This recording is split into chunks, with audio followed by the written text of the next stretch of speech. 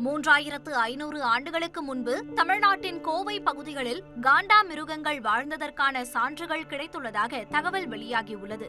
இந்தியாவில் தற்போது அசாம், மேற்கு வங்கம் மற்றும் உத்தரப்பிரதேச மாநிலங்களில் மட்டுமே காண்டாமிருகங்கள் காணப்படுகின்றன.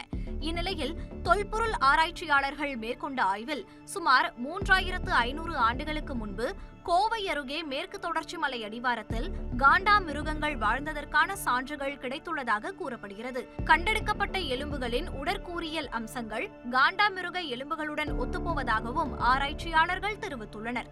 திருப்பத்தூர் மாவட்டத்தில் உள்ள பையம்பள்ளியில் காண்டாமிருகத்தின் எலும்பு துண்டுகள் ஏற்கனவே கண்டெடுக்கப்பட்டன.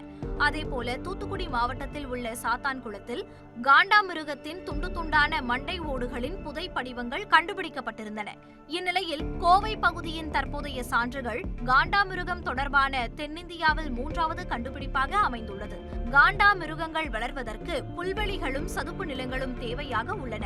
எனவே கோவையின் மேற்கு தொடர்ச்சி மலை அடிவாரத்தில் புல்வெளி இருக்கப்பெற்று காண்டாமிருகங்கள் வசித்திருக்கலாம் என கருதப்படுகிறது.